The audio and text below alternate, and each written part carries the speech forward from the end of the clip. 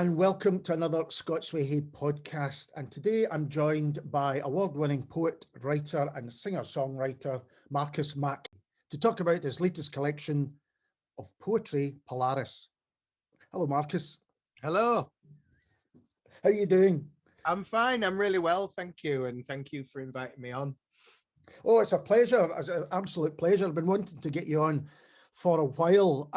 So I guess the first question is, what can you tell us about this collection, Polaris? Well, it's quite the labour of love, really. And it was really a lockdown project. It was a collection of poetry that I really wanted to write for quite a while, but without the kind of infrastructure in place to support it, perhaps. But Peter Burnett from Leamington Books, we've known each other for a while because we're both members of the Heretics, and he had a conversation with me where he said, I like your approach to what you do, in terms of just my dedication and I suppose my hustle in a way. And he said, and you're somebody that I would really like to work with through Leamington. And I was really flattered by that, because the success of the books that have come out so far from that publisher have just been, they've been incredible, particularly Charlie Roy's Broken Pain. I mean, what a fantastic response, and so richly deserved for all the people involved, you know, not just Charlie, but Peter and Ambrose and Josh have worked so hard on all of the publications. So I was just thrilled. And so I sent him this pitch document, which he liked, which was quite ambitious in a few ways, which we'll come to down the line, I'm sure. And he liked it. And so it became my primary focus through lockdown to just get these poems out of the grey matter upstairs and onto the page. And that's what happened. And what are the themes which inform it? I think primarily you would describe it as a post-colonial approach to the retelling of the stories of these islands that we call home.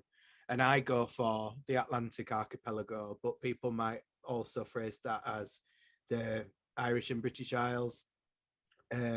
I don't personally go for the British Isles because I feel that it raises the presence of Ireland and its independence and the Isle of Man. Yeah.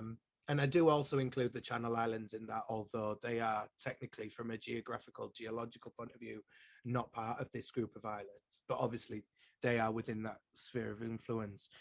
And just kind of, it was kind of serendipitous, but it does kind of tap into this year of Scottish stories as well. Yeah. The way that we keep narratives alive, the way that history is passed on intergenerationally, and how that can often be quite a personal process, a subjective process.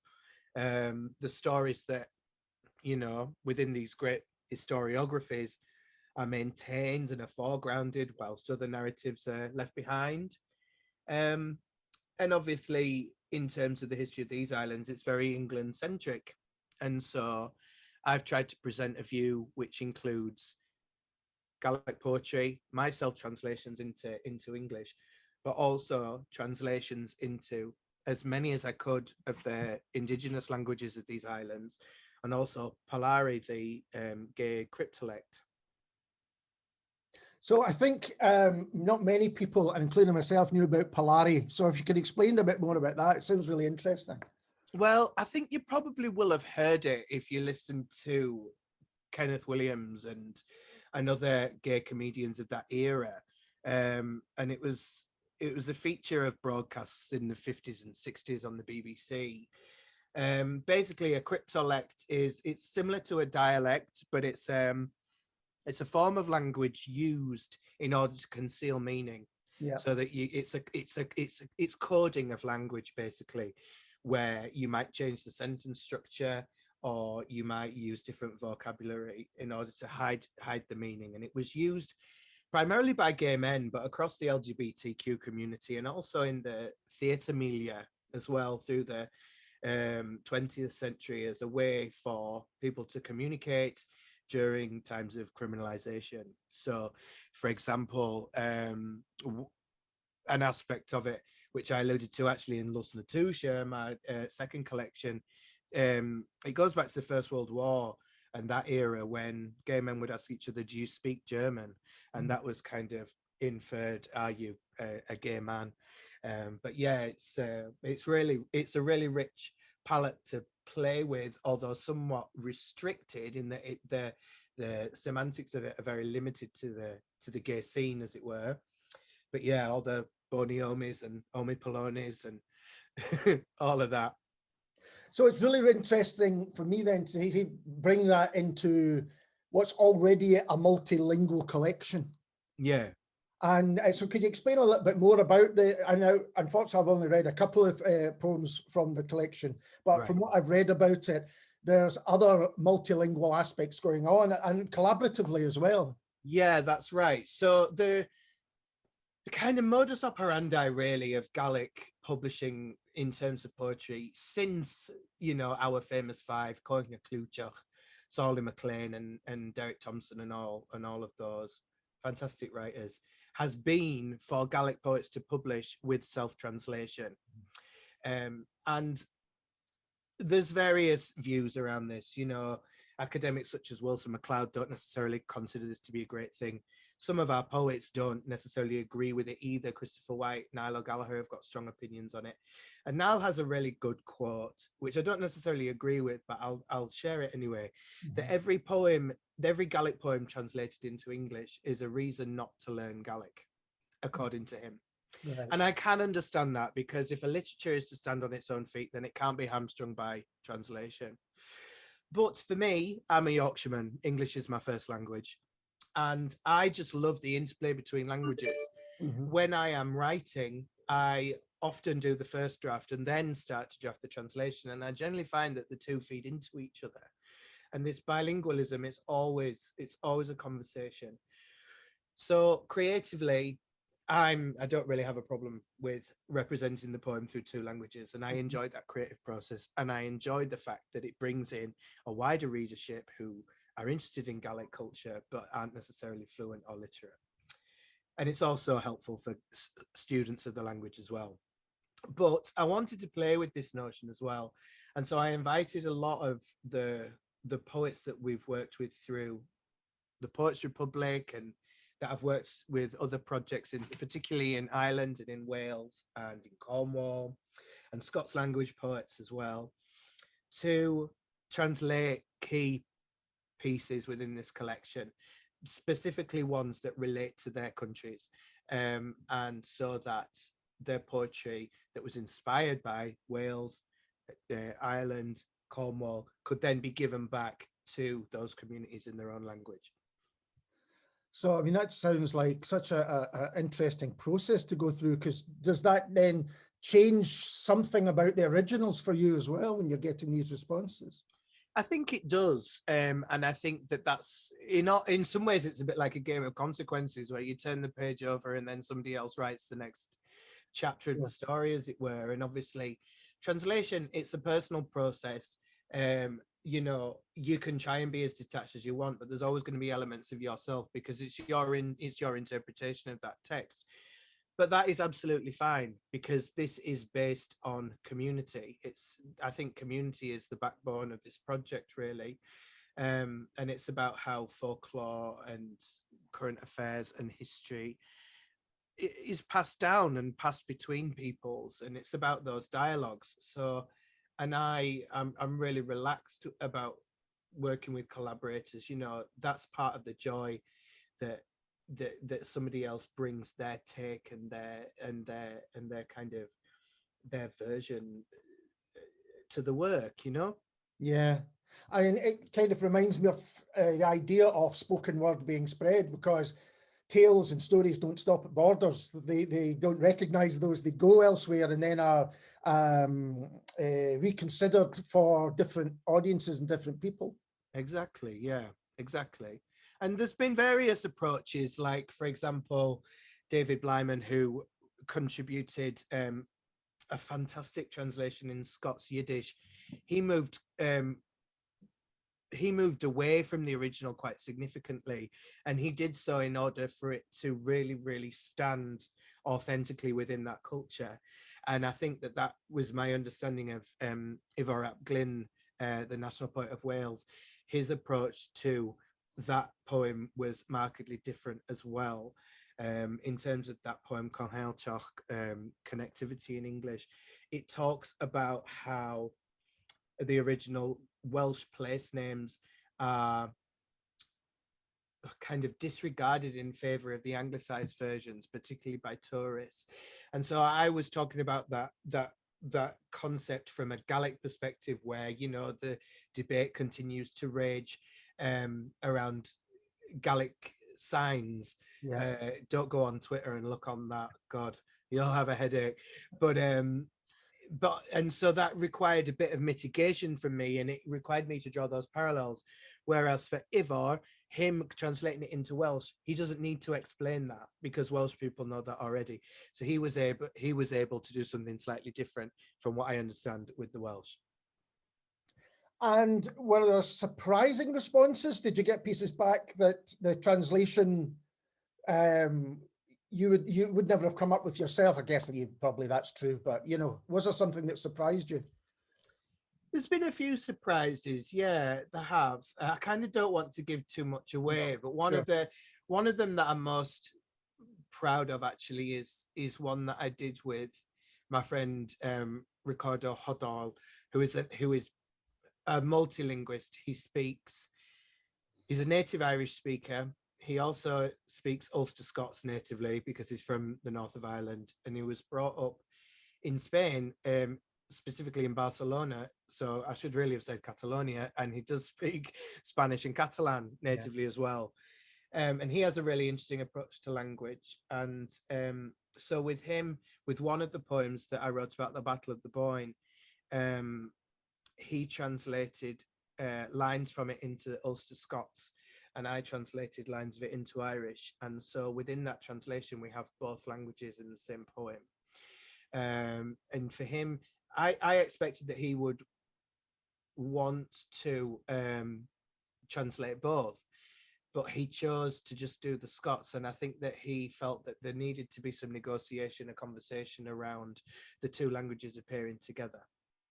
Oh, wow. So I think that that's going to be an interesting one for readers. Yeah, absolutely. I think now would be a great time, if you don't mind, to read us something from it. Yeah, I'll just bring up the document here. So one of my biggest inspirations is Dwelly's illustrated dictionary, which any Gaelic speaker, and I'm sure a lot of aficionados of Scottish culture, will know all about it. I mean, I obviously have an affinity with Edward Dwelly because he was an Englishman, as am I, and he contributed something that was, well, I mean, it's just intrinsic to Gaelic culture. It was it stands there as one of the most important volumes we've got with the language. So this is Bredachas, in memory of Edward Dwelly. Sa bhurla smahula chin tarsing at Breahed Ganistaga, be me a crunyahed turis murak, schlicken is ganyavach, nam fachten mungosted, gestrahed jahokal had a chrapstare van keel. So nachle, boli me at a vaid, gus mavruag feppe, is jaach de loosgug den duljaken. Strich geheeg mal wurdig, maar woei genachged, gus een rik me in grund. Ma choraken scourge en ma nageren lieni me ma fakel en neunigen, kremaken longen briesje, bledjak aard a roosgug o iavai ua chaul. Sa Gaelic agus chorak a taring loine go fa fieta van dexa, ha fiein you ma smal hua, car daha a chin le gop le klitje, heej en joltig na fachtlen nak de gas of woche na kratje, nak de rein sherem ri glink, glonje en tehe keli. Get na hanje riet, sheer te ha gas ag en fries, na klachen voerach, oppa gresje en chiete, en kroen en nie en clear green. I'll read that in English lexicon, in memory of Edward Dwelly. In English, as my eye alights on a term unknown to me, I gather flotsam and jetsam, grains of sand and the shells of words that encircle it, to build a bridge beyond the barrier to meaning. In the dictionary, I dive beyond the surface, propel myself below, within the roll of the pages. Often I am adrift like a boy without an anchor until I reach the seabed. My fingers spread, scrambling, I fill my pocket with pearls, shipwreck's fragments, a fleck of gold peeled from the face of a vanished bronze. In Gaelic, as the finger draws a line invisibly below the text, some appear like stains, black, a surplus of ink from the nib of the quill. They are rejected, the words that did not grow out of the mud of the croft, that did not chime, clinking with the Cayley House glass. Though they are known no longer, to me they are precious. The amethyst amulets, the silken embroidery, the enamel that makes the lattice work so fine. That's lovely. Thank you very much. It's made me think about the practicalities and the process of working on this book with your publisher, Leamington. Yeah. Did you have to have someone who not just spoke Gaelic and English, but then someone else with the other languages as well? How did it work? No, I mean it's been just Peter and I that's been involved really with the typesetting to a certain extent. Charlie Roy's been helping out with promotion as well, and I'm really grateful to her with for that. But yeah, it's mainly been a bit of a pet project, a labour of love for the two of us.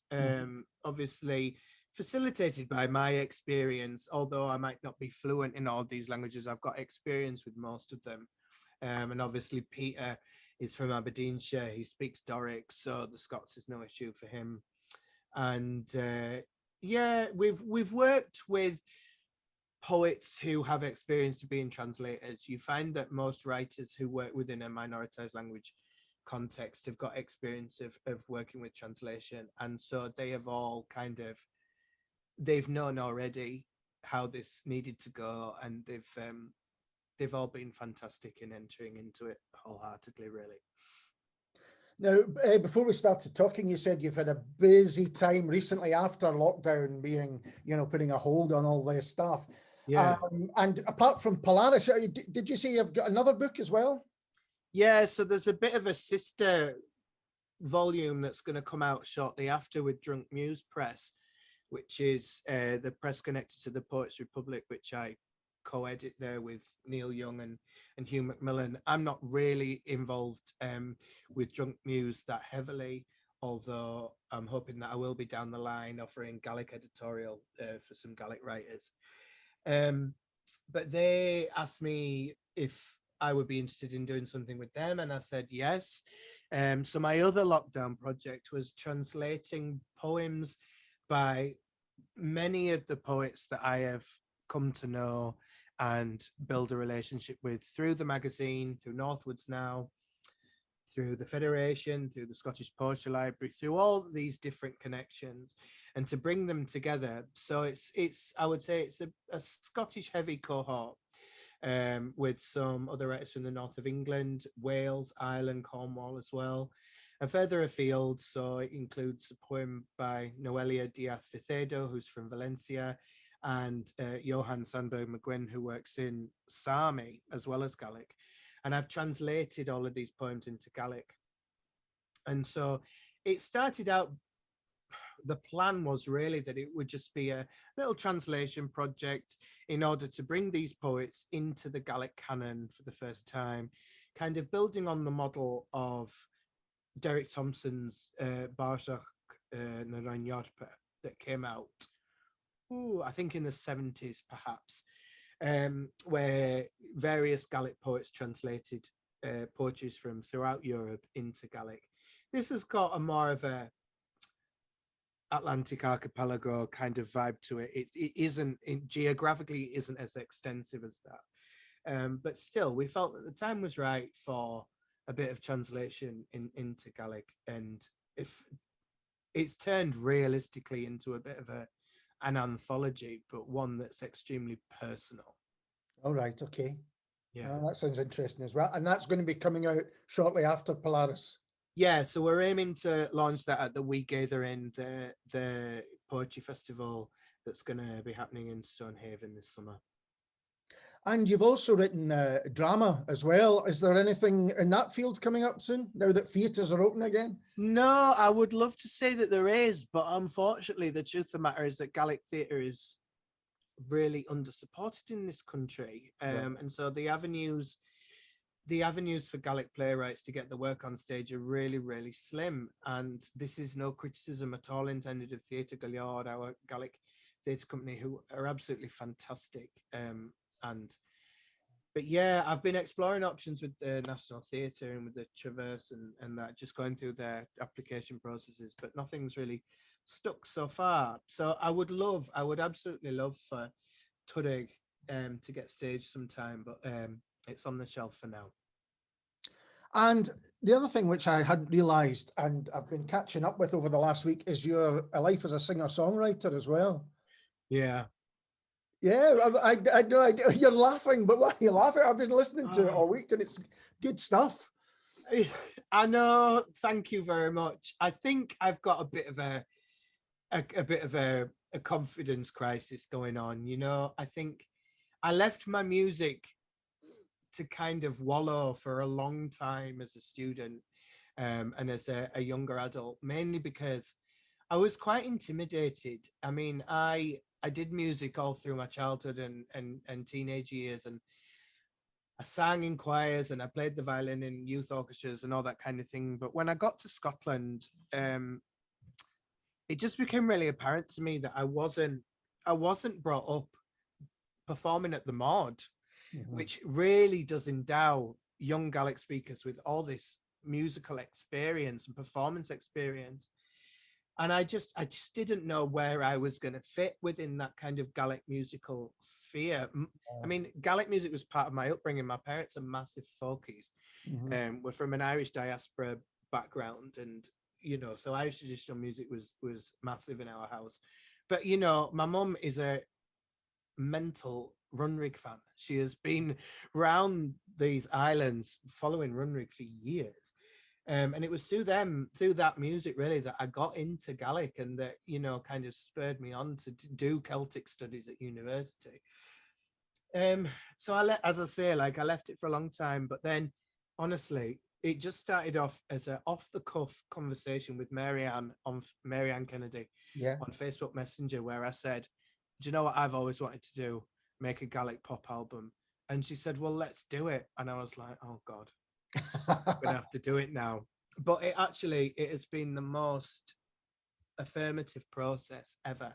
I just feel like it's given me my voice back in a lot of ways, and the response to it's been incredible. Like, and I think perhaps it is timely as well. You know, I think it is time. You know, looking at the success of acts like Nightworks and Sheehan and Tidelines and all of these others who are still very much loyal to the tradition and still clearly feel a responsibility to take that forward. I don't necessarily have that responsibility because I'm kind of not, whilst I'm in the community, I'm not of the culture. And so that kind of gives me freedom to add my culture to it, or to take the Gaelic into my culture perhaps. And so so Spectrum comes out on the 29th of July, and oh, brilliant. We'll see what happens. Well, I've been listening to the tracks that came out in 2021, I think, and really impressed. So I'm looking forward to that, definitely. Well, there's previews of all the album tracks. We've actually done an album mix of Fichit's a Hawk, which was the first single. We've done an album mix of that and kind of brought it in line with the rest of the sounds that are on the album. And I've got my Patreon account, which is Marcas Mac. So if folk are into the music, and also if they want previews of the poems from Polaris as well, it's just £1 a month. So yeah, do join up and you'll get all the previews of the projects that are forthcoming. I'm just making a note of that. We'll stick that on the post with the podcast. Thank you. And it brings me to ask the question about how do you view the status of Gaelic in Scottish culture at the moment? I mean, I think there's a lot to be thankful for and a lot to be optimistic about. I mean, I just recently had that commission with Charles Craig, where I was making some new songs with Ross White, and we performed them at the CCA there in Glasgow. And alongside us on the bill were this band called Blue, who are all young, fantastically talented musicians that came through Gaelic medium education in the city. Some of them have got Highland and Islands connections, some of them haven't. And I mean, if ever there was a reason to be hopeful, it's that all of these amazing young people, you know, being trained up by Fashion and Gale and supported through the mod, in local mods as well.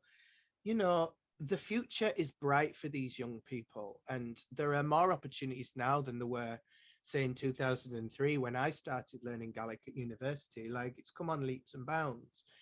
Um, I was recently asked, well, I say recently, it's pre-lockdown, so it's not that recently, but I was asked to take part in a documentary about threatened languages, languages considered by UNESCO to be threatened. And it was me and Christine DeLuca and some other people, and people from Cornwall. And I was talking to Ailey Cormac actually from Sheehan about it, because we filmed it in Lochran. And you know, sometimes I think if you're part of the culture and you're embedded in the community and you're doing your work and busy, you kind of forget that it's a threatened language in a lot of ways. And so to actually have to go back and dig into that subject matter was quite a process for me, because I speak Gaelic as much as I can, and it's the primary language of a significant number of my personal relationships. And so, yeah, even though it is so heavily minoritized, until somebody starts moaning on about in the press or on Twitter, I kind of forget that, you know, that the situation is as parlous as it is, really. Yeah, it's interesting. I sometimes feel that on a level, because you're talking to people involved in Scottish culture or music or whatever it is, and then you meet someone who never really considers that there's Scottish writers or that there's Scottish musicians, you know, happening today, apart from the big names. Then, yeah, you do think, well, of course you should know that. It's like the assumption that if you're talking to people who all understand what you're talking about, then there is no kind of problem. Yeah, I mean, I think within the music scene, for example, I think Gaelic's really strong. I think it's always been well supported, you know, by the likes of Hands Up for Trad and Simon Tuairneir and Celtic Connections and all of that.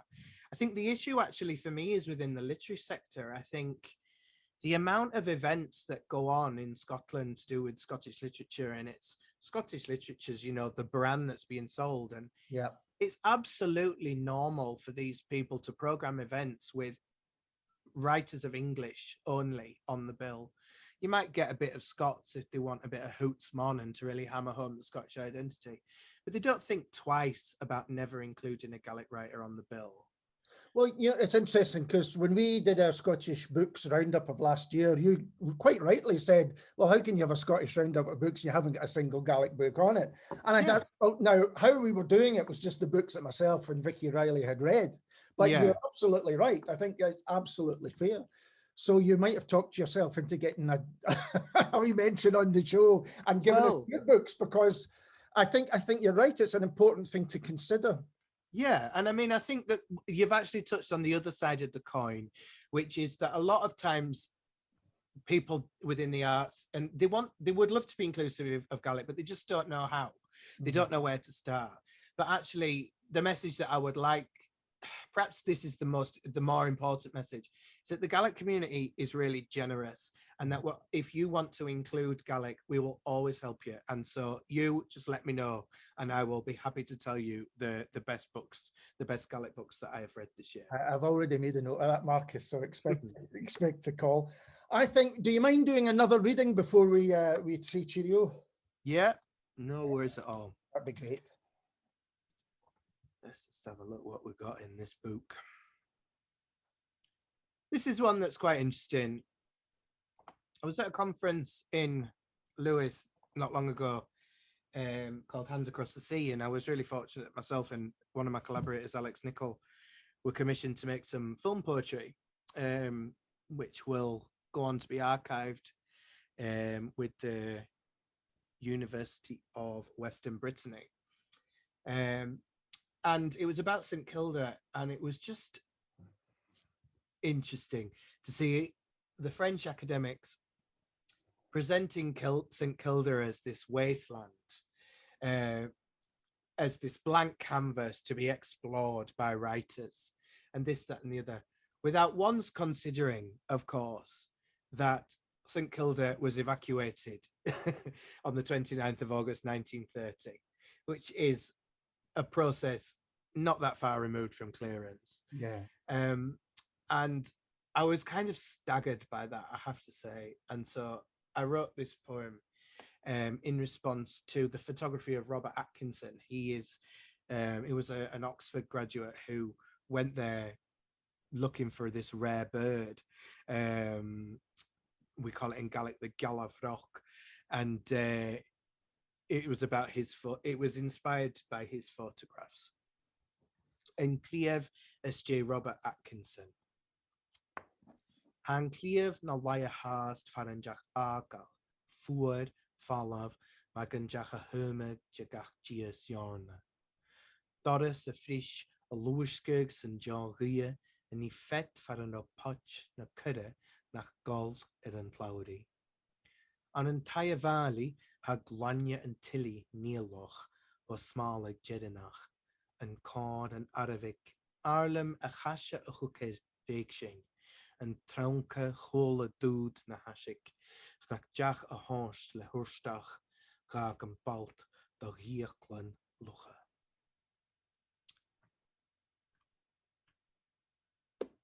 The creel lies still where it was left, as if freshly emptied of every blade of barley. The press door swings in the draught that whistles where once a pan was kept, or a kettle never to boil again on the pothook. In the factor's house, the Tilly's glass is nebulous from its final snuff, the rest in disarray. I wonder at the haste of the abandon, the trunk, hearing the ferry blast, surrendered by a St Kildan, like the wallpaper to murine teeth. Thank you very much for that. That was fantastic. Marcus, it's been such a pleasure to talk to you. Thanks so much for taking the time to do so. No, thank you for having me. And I'll look forward to the best Scottish books this year. Absolutely. Yes, I'm looking forward to that as well. And we will be back soon with someone completely different. Cheers.